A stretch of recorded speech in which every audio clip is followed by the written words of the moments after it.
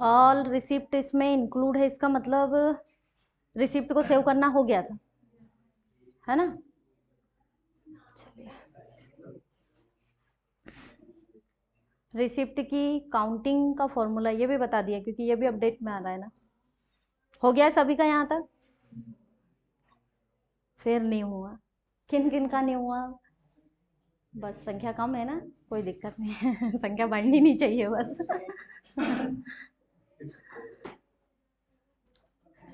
देखो, अब हमने रिसिप्ट वाले मैक्रो से ये तो देख लिया है कि हमारी जो रिसिप्ट है, एक हम स्टूडेंट को दे रहे हैं और एक हमारे पास सेव रह रही है, ठीक है। प्लस हमने रिसिप्ट की काउंटिंग भी कर ली है कि टोटल अभी तक हम कितनी रिसिप्ट क्रॉप कर चुके हैं।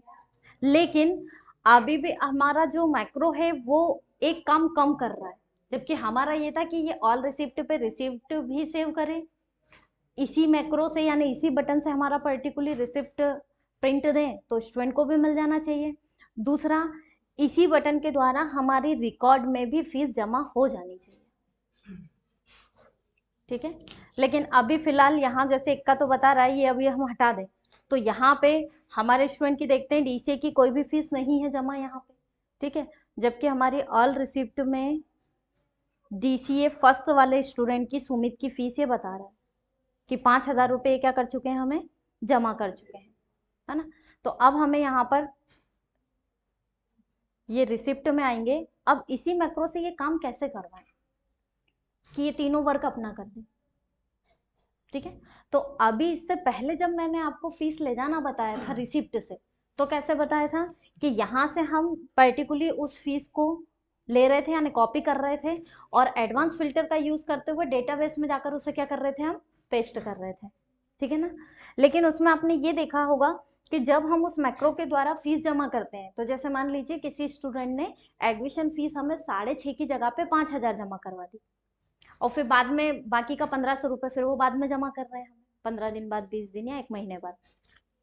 तो जैसे ही हम वो 1,500 रुपये बाद में उसके प्लस करते हैं, तो वो पेमेंट हमारा एडवांस फीस में नहीं आता है, वो फिर एग्जाम फर्स्ट में जाता है। क्योंकि एडवांस फिल्टर तो क्या काम करता है, उस कंटेंट को सर्च करने का काम कर देगा। सर्च करके जब हम कंट्रोल डाउन चलते हैं तो डाउन में तो कर्सर यहाँ आता है, लेकिन जैसे ही कंट्रोल के साथ राइट एरो का यूज करते हैं तो राइट एरो कहाँ आकर रुक जाता है, जहां उसे वैल्यू मिलती है एंड में। तो जब उसकी एडमिशन फीस 5,000 जमा हो जाएगी तो कर्सर कहाँ आके रुकेगा, एडमिशन के पास आकर रुकेगा, यानी अगली फीस डिपॉजिट कहाँ होगी, एग्जाम फर्स्ट में। जबकि ऐसे देखा जाए तो वो एग्जाम फर्स्ट नहीं है, वो क्या है, उसका बचा हुआ एडमिशन फीस ही है। तो अगर हम रिसिप्ट से पर्टिकुलर वैल्यू ले जा करके और यहाँ डेटाबेस में डायरेक्टली एडवांस फिल्टर के द्वारा पेस्ट करते हैं, तो वहां पे हमें फिर इसमें इंस्टॉलमेंट के कॉलम एक दो एक्स्ट्रा और भी रखने पड़ेंगे। फिर यहाँ पे हम एग्जाम फर्स्ट नहीं रख सकते, एक कॉलम हमें छोड़ के फिर आगे लेना पड़ेगा एग्जाम फर्स्ट, ताकि अगर एडमिशन फीस कोई भी स्टूडेंट 2 इंस्टॉलमेंट में जमा करता है तो वो दोनों यहाँ 2 कॉलम में आए, एक कॉलम में फिर भी नहीं आएगी। लेकिन अभी जो हम यहाँ पर वर्क देखेंगे उसमें ये है कि जितनी भी स्टूडेंट फीस जमा करेगा, जब तक वो इंस्टॉलमेंट उसका कंप्लीट नहीं होता है तब तक फीस आपकी आगे इंक्रीमेंट नहीं होगी, और ये सारा काम हमारा रिसिप्ट का एक ही मैक्रो कर देगा, ठीक है। लेकिन कैसे करेगा, तो फीस के लिए सबसे ज्यादा इंपॉर्टेंट क्या है यहाँ पे, उसका एनरोलमेंट नंबर, यूनिक नंबर, उसी के बेसिस पे फीस जानी चाहिए, ठीक है। उसी के बेसिस पे फीस जानी चाहिए, प्लस यहाँ पर कौन सा इंस्टॉलमेंट स्टूडेंट जमा कर रहा है ये भी जरूरी है हमारे लिए, एग्जाम फर्स्ट करे, एडमिशन करे, एग्जाम सेकंड करे, ठीक है ना। तो हम क्या करेंगे, ये जो अपना एनरोलमेंट है, अभी फिलहाल हम डीसीए का ले लेते हैं, तो ये हमने डीसीए का लिया और स्टूडेंट हमने कर दिया यहाँ पे फर्स्ट, ठीक है। सुमित है जो हमें पर्टिकुलर फीस डिपॉजिट कर रहे हैं, तो इनका रिकॉर्ड हमने दे दिया। जैसे मान लीजिए 500 रुपये तो अपने को ये जमा कर, 5,000 तो केस जमा कर रहे हैं, 1,500 बैंक कर रहे हैं, यानी टोटल अमाउंट इनका कितना आ गया, 6,500, ये इतना अमाउंट हमें जमा कर रहे हैं। तो अब हम यहाँ पर क्या चाहेंगे, हम यहाँ पर इसका रेफरेंस देंगे, एनरोलमेंट तो अपना है ही, हम क्या करेंगे यहाँ पर, यहाँ लगाएंगे इक्वल, किसी भी सेल का रेफरेंस देने के लिए मैंने बताया था कि इक्वल लगा करके उस सेल का एड्रेस दे दो। तो यहाँ पर अब हम क्या करेंगे, इस अमाउंट का रेफरेंस दे देंगे। फिलहाल देखना पड़ेगा कि उसके ऊपर में कोई ऐसी वैल्यू तो नहीं आ रही है, यहाँ नहीं, इसके आगे ले लो, पर इसके आगे भी अपना अमाउंट है। ऐसी जगह हमें चूज करना पड़ेगा कि जहाँ पे कोई डिफरेंट वैल्यू नहीं होना चाहिए,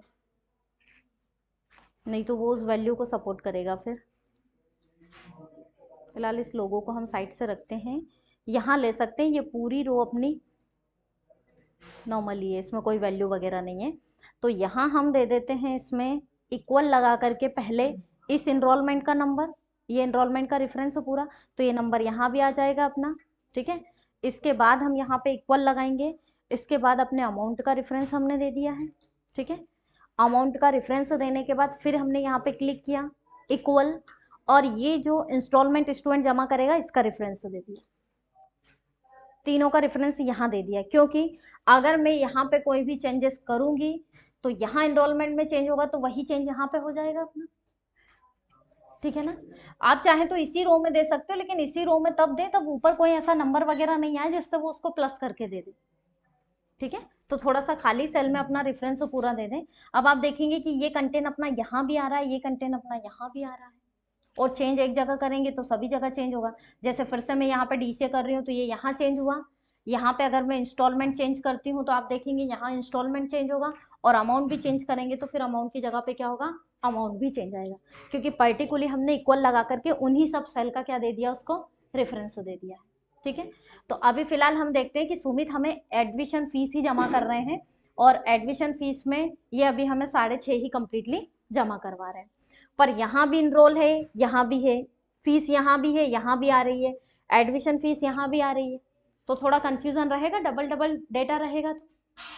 तो अगर हम चाहें तो यहाँ पर इस डेटा को हाइड कर सकते हैं, सेलेक्ट करके फॉन्ट का कलर क्या दे देंगे, व्हाइट, तो बैकग्राउंड भी व्हाइट है, ये भी तो क्या व्हाइट में दिखाई देगा हमें, तो होते हुए भी ये वैल्यू क्या रहेगी, हिडन रहेगी। सिर्फ ये हमें पता है कि हमने दी है, क्यों, क्योंकि हमें कैलकुलेशन करवाना है, ठीक है ना। तो अब हम यहाँ पर क्या करें, अभी फिलहाल मैं हाइड नहीं कर रही क्योंकि ये मुझे आपको ऑल रिसिप्ट से समझाना पड़ेगा, तो अभी के लिए मैं हाइड नहीं कर रही हूँ, अभी ओपन स्थिति में समझा देती हूँ, उसके बाद फिर मैं इसे हाइड कर दूंगी, ठीक है ना। अब कंटेंट लेके कहाँ जाना है अपने को, यहाँ ऑल रिसिप्ट पे जाना चाहिए अपना, ठीक है।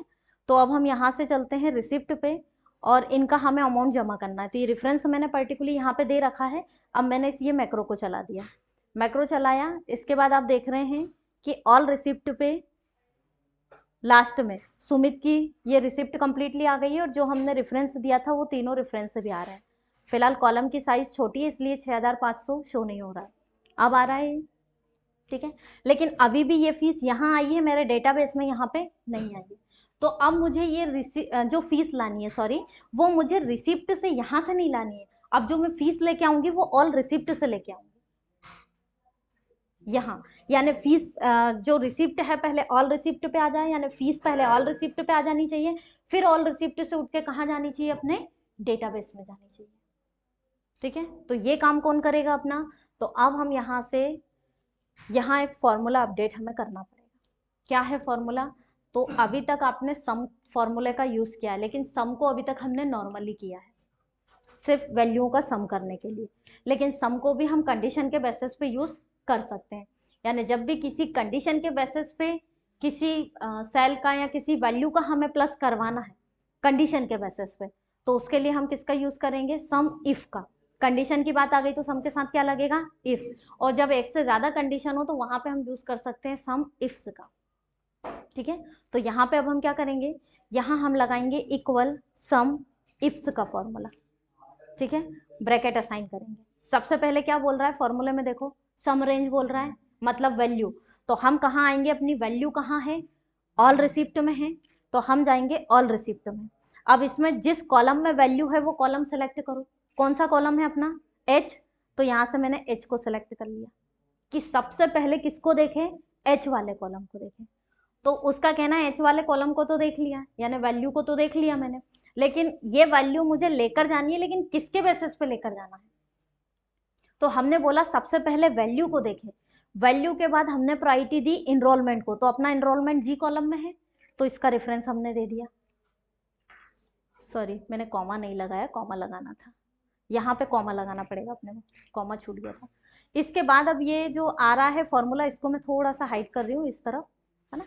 अब हमें देना है कि भाई इस इनरोलमेंट वाले कॉलम को देखें, तो उसने बोला ठीक है, मैंने जो है आपका फीस वाला कॉलम भी देख लिया, एनरोल को भी देख लिया, लेकिन इस कॉलम में इनरोलमेंट को देखना है तो मुझे किस इनरोलमेंट को मैच करना है, क्योंकि इसमें तो डीसीए का भी आएगा, इसमें पीजीडीसीए का भी आएगा, सीपीसीटी का भी आएगा और टैली का भी आएगा, तो मुझे किसे मैच करना है, ठीक है ना। अमाउंट तो सेम रहेगा, तो अमाउंट पीजीडीसीए का भी वही है, डीसीए का भी वही, सीपी का भी वही है और टैली का भी वही है। लेकिन मेन तो क्या है, ये फीस जाएगी किसके बेसिस पे, इनरोल के बेसिस पे। तो हमने बोला इस इनरोल वाले कॉलम को तो देखे, लेकिन इस इनरोल कॉलम में भी हम जो बोल रहे हैं सिर्फ उस इनरोलमेंट को देखे।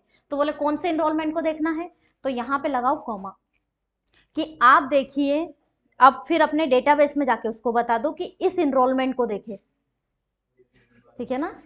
यानी उस पूरे कॉलम में ये जो इनरोलमेंट नंबर है इसको मैच करे, और अगर ये इनरोलमेंट उसे मिल जाता है तो डायरेक्ट अभी वैल्यू नहीं लाए, अभी क्या करें, इसको देखने के बाद एक कंटेंट को और उसे मैच करना है, तो कॉमा लगाया। अब बोल रहा है कि किसे मैच करना है, तो फिर से आ जाओ ऑल रिसिप्ट में, कि अब किसे मैच करें, तो अब आपको फीस के साथ और इनरोलमेंट के साथ साथ उसका इंस्टॉलमेंट भी मैच करवाना पड़ेगा, कि कौन सा इंस्टॉलमेंट स्टूडेंट जमा कर रहा है, एडमिशन जमा कर रहा है कि एग्जाम फर्स्ट जमा कर रहा है। तो हम रेफरेंस किसका दे देंगे, ये है अपना, कि इस कॉलम को देखें। तो अब हमने रेफरेंस दिया है, ये फॉर्मूला फिर थोड़ा आगे बढ़ा रहे हैं, ये रेफरेंस अपना है आई कॉलम में, तो हमने आई कॉलम को पूरा सिलेक्ट कर लिया कि इसमें देखें। तो उसका कहना है इस पूरे कॉलम में किसे देखें, तो हमने बता दिया कहाँ आकर के, तो डेटाबेस में आकर के बता दो कि इस पूरे कॉलम में इसको मैच करें। एडमिशन हमने लिख रखा है डेटा शीट में, तो कॉमा लगा करके बोलेंगे कि इसको मैच कर ले। अगर इतनी सारी कंडीशनें हमारी पूरी मैच होती हैं तो ही हमारी वैल्यू को यहाँ पे ला करके पेस्ट करे, अदरवाइज वैल्यू को पेस्ट नहीं करे, ठीक है।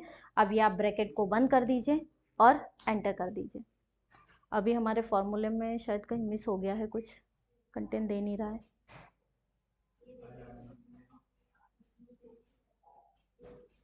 ये जनवरी का ही था ना सुमित अपना,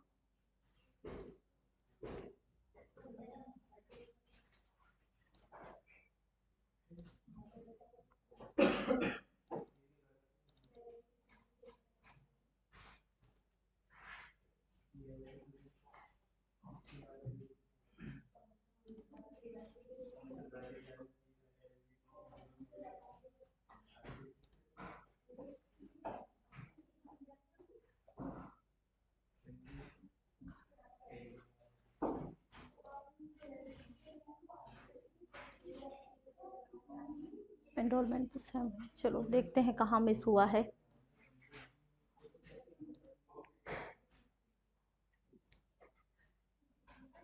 ये डीसीए वाले आई का रेफरेंस हो गया अपना गलती से, यहाँ पे ये मिस्टेक हो गई, देखो रिसिप्ट वाले आई वाले कॉलम का देना था, लेकिन गलती से किसका रेफरेंस आ गया यहाँ पे, डीसीए ही वाली शीट का। तो वो बोल रहा है पेरेंट्स नेम में से किसको उठाऊं, तो हम फिर से चेंज कर देते हैं कि भाई पेरेंट्स नेम तो गलती से हमने दे दिया है, आप तो हमारा रिसिप्ट का आई कॉलम देखिए, इसके बेसिस पे हमें वैल्यू प्रोवाइड करिए। आ गई 6500, ठीक है। बात समझ में तो नहीं आई होगी वैसे, एक बार और बता दिया है ना।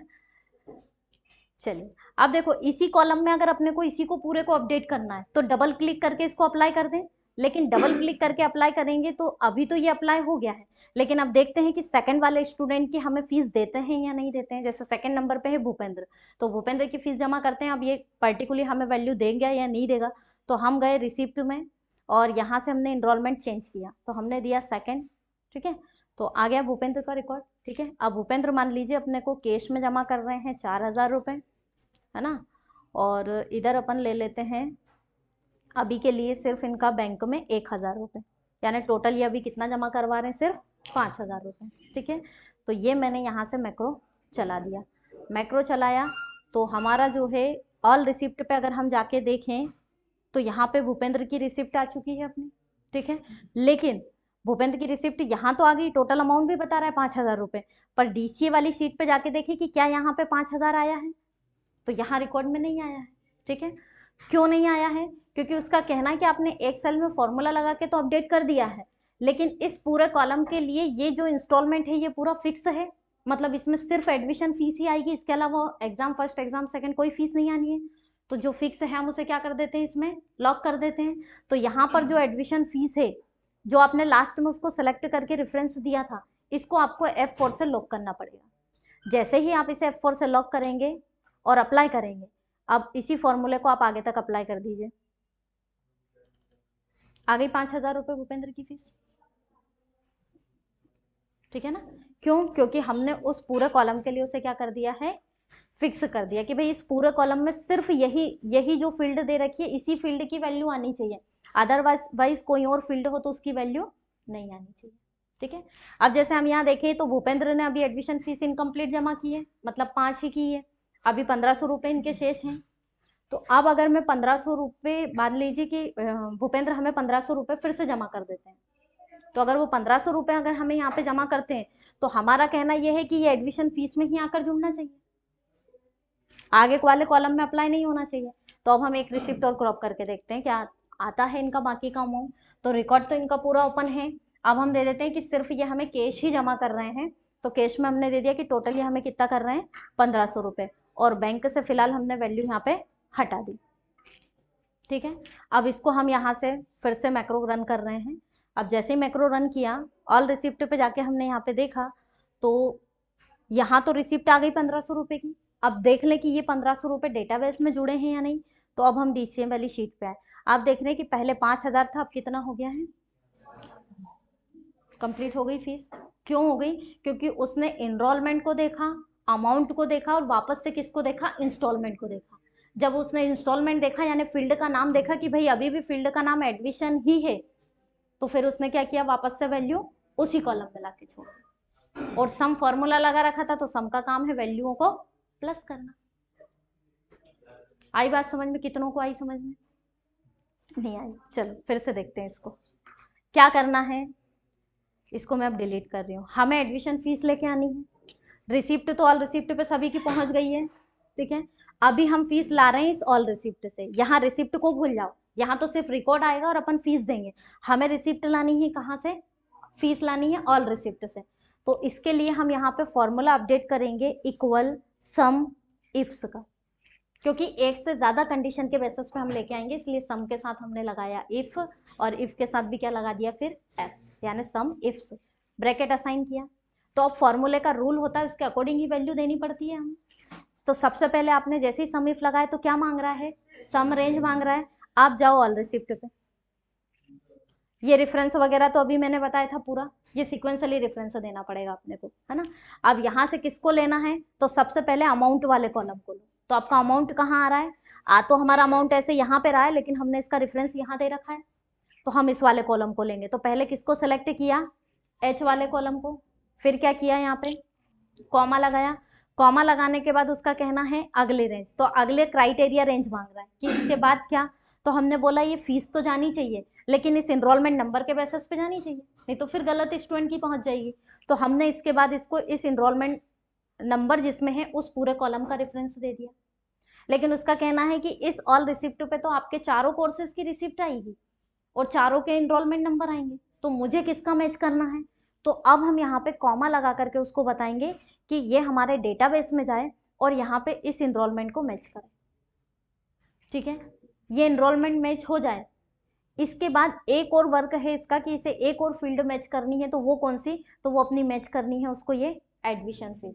तो इसके लिए भी आपको ऑल रिसिप्ट पे जाना पड़ेगा। पहले हमने ये जो इंस्टॉलमेंट का कॉलम तैयार करके रखा है इसका रेफरेंस आपको देना पड़ेगा, फिर आपको यहाँ पे लगाना है कॉमा, ठीक है। और इसके बाद उसका कहना है कि इस कॉलम में मैच तो करना है, लेकिन मैच करना किसे है। तो हम यहाँ पे फिर से DCA वाली शीट में आकर के उसको बोलेंगे कि मैच करे इस वाले फील्ड के नाम को, इसको मैच करे एज इट इज। ये मैच हो जाता है तो ही हमारी वैल्यू क्या आ जाए, यहाँ पे पेस्ट होनी चाहिए। आप अब यहाँ पे ब्रैकेट बंद करो, एंटर करो, आप देखेंगे कि 6,500 रुपये उसकी फीस आ चुकी है, ठीक है।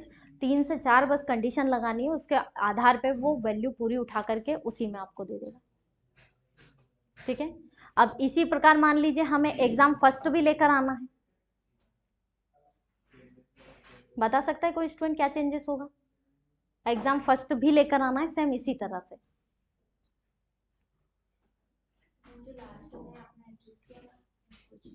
हाँ, सिर्फ क्या चेंज हो जाएगा, जो लास्ट का मैंने एड्रेस दिया है वो एड्रेस क्या हो जाएगा इसमें चेंज हो जाएगा। आपने देखा कि एडमिशन फीस वाले में हमने लास्ट में मैच करवाया किसको, अपने डेटा शीट की एडमिशन फीस को, और अब हम किसको मैच करवा देंगे, अपने एग्जाम फर्स्ट को। तो जैसे ही वो एग्जाम फर्स्ट मैच करेगा तो कंटेंट हमें देगा, नहीं तो अदरवाइज नहीं देगा। जैसे मान लीजिए अभी हम सुमित का ही देख लेते हैं, रिसिप्ट में आए। अब जैसे सुमित ने अपनी एडमिशन फीस कंप्लीट कर दी है, ये सुमित का रिकॉर्ड हमने देखा, तो उन्होंने अपनी फीस तो हमें जमा कर दी, अभी हम देख कर आ रहे हैं। अब मान लीजिए ये हमें एग्जाम फॉर्म डल रहे हैं तो एग्जाम फीस जमा कर रहे हैं, तो यहाँ से इंस्टॉलमेंट चेंज होगा अपना। तो यहाँ से हमने लिया क्या, एग्जाम फर्स्ट। अब एग्जाम फर्स्ट में भी मान लीजिए ये 1500 रुपये तो हमें कैश दे रहे हैं, और हमने ले लिया कि 1500 रुपये ही हमें बैंक में दे रहे हैं, सॉरी 1500 रुपये ये हमें बैंक में जमा कर रहे हैं। टोटल कितना पेमेंट आ गया इनका, 3000 रुपये। अब ये 3000 रुपये हम ये चाहते हैं कि हमारे जो रिकॉर्ड है, जो डेटाबेस हमने बनाया, तो भूपेंद्र के सुमित के रिकॉर्ड में क्या जाकर हो जाना चाहिए, ऐड हो जाना चाहिए ये। तो यहाँ से आप मैक्रो चलाओ, तो ये हमने यहाँ से मैक्रो चलाया। मैक्रो चलाया तो हमारा जो है ऑल रिसिप्ट पे अगर हम यहाँ जाके देखें तो सुमित का एग्जाम फर्स्ट का इंस्टॉलमेंट यहाँ पे आ चुका है कि 3000 रुपये उन्होंने जमा कर दिए। और आप देख रहे हैं कि यहाँ मैंने इंस्टॉलमेंट चेंज किया है तो यहाँ भी चेंज आ रहा है, ठीक है। अब हम यहाँ से डेटाबेस में चलते हैं, तो अभी क्या डेटाबेस में एग्जाम फर्स्ट आ रहा है क्या, नहीं आ रहा है। सेम इसी फॉर्मूले को कॉपी कर लो, जो एडमिशन फीस में लगाया ना, इसी को कंट्रोल सी से कॉपी करो, एंटर कर दो, और जो आपका एग्जाम फर्स्ट है यहाँ आकर के डेटा शीट में कंट्रोल वी से पेस्ट कर दो। विश्वराज नींद आ रही है क्या, फिर कि सब ऊपर से ही जा रही हो, समझ में ही नहीं आ रही होगी। हाँ, स्थिति तो आज क्लास की यही लग रही है। अब लास्ट में क्या चेंज करोगे, अभी देखो लास्ट में क्या है, M3 का रेफरेंस दे रखा है, और M3 में क्या है, एडमिशन फीस। आपको किसका देना है, N3 का, क्योंकि N में क्या है अपना एग्जाम फर्स्ट। तो यहाँ से इसको डिलीट करो, सिर्फ लास्ट वाले को, और यहाँ पे एग्जाम फर्स्ट का रेफरेंस दे दो, ठीक है। अब जैसे ही हम इसको एग्जाम फर्स्ट का रेफरेंस देंगे और एंटर करेंगे, आप देखेंगे फीस उसने हमें दे दी, ठीक है। तो इस तरह हम बिना मैक्रो हर एक शीट का रिकॉर्ड किए बिना एक ही मैक्रो से फीस को डायरेक्टली ला सकते हैं। नहीं तो ऐसे 4 शीट है तो कितनी बार मैक्रो रिकॉर्ड करना पड़ता फीस के लिए, 4 बार, तब जाकर के अपना जो अलग अलग मैक्रो है वो अलग अलग शीट पे हमें फीस देता। लेकिन इससे एक ही से हमारा सारा काम हो जाएगा। बस फॉर्मूला हमारा कंडीशन ये है कि सही होना चाहिए, ठीक है। तो यहाँ पर अभी हमें एग्जाम सेकेंड अदर का अगर ले रखा है तो अदर में स्टूडेंट जमा करता है तो इसमें अपडेट करना है। अब ये जो मैंने बताया सिर्फ अभी एक ही शीट पे बताया, DCA पे।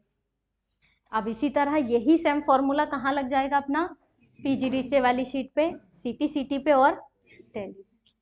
तो ये आप लोग लगाएंगे same as it is formula, ठीक है। सिर्फ हम क्या करेंगे, जो अपनी रिसिप्ट है इसमें सिर्फ कोर्स चेंज करके, जो स्टूडेंट PGDCA वाले हैं उनका चेंज करेंगे, यहाँ से कोर्स एनरोलमेंट नंबर चेंज होगा, यहाँ से वो कितनी हमें फीस जमा कर रहे हैं वो हम देंगे। जैसे ही हम मैक्रो से इसको सेव करेंगे तो डेटा जाएगा तो कहाँ अपना, वही ऑल रिसिप्ट पे ही जाएगा, और सेल का रेफरेंस हमने पहले ही दे रखा है, तो डायरेक्ट वैल्यू। बस अंतर इतना आएगा कि जो वैल्यू आप लेंगे वो फिर आपको PGDCA वाली शीट का रेफरेंस दे के बतानी पड़ेगी, जैसा हमने सेम DCA में बताया है, ठीक है। कोशिश करके देखना, नहीं आएगा तो फिर मैं तो बताऊंगी ही, है ना।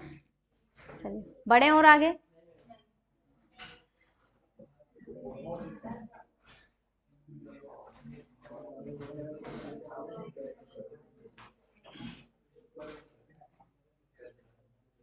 चलिए ठीक है, तो आज के लिए इतना प्रैक्टिकल कर लेना, है ना। DCA वाली शीट पूरी अपडेट होनी चाहिए। PG तो मैंने ऑप्शनल में दिया है कि DCA का हो जाता है, तो PG पे आपको ट्राई करके देखना है जिससे फॉर्मूला आपका कंफर्म हो जाए, आपको लगाना आ जाना चाहिए फॉर्मूला, है ना। बाकी PG अगर नहीं भी हो तो DCA पे तो पूरा कंटेंट आपका कंप्लीटली आना चाहिए, है ना।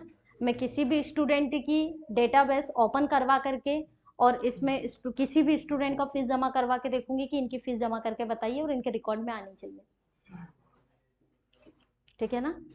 आपका जो टाइमिंग होगा उससे 10 मिनट पहले आकर के मैं लैब में किसी के भी स्टूडेंट के सिस्टम पर जाकर के ये डेटाबेस चेक करवा सकती हूँ कि मुझे भाई इस स्टूडेंट की फीस जमा करके बताइए। तो ये आपको करना है। तो जिन जिन ने रिसिप्ट का मैक्रो वगैरह नहीं चला है वो चला लेना, जिनने चला लिया अच्छी बात है, वो डायरेक्ट मुझे फिर फीस डिपॉजिट करके और बताइएगा, ठीक है। और हो सकता है इसके साथ में एडमिशन वाले मैक्रो भी चेक कर लूँ कि प्रॉपर चल भी रहा है, कि मुझसे बस हाँ कर दिया है कि हाँ कर लिया है रिकॉर्ड, है ना। मतलब आज डेटाबेस में चेक कर सकती हूँ, तो कंप्लीटली करना है इसको।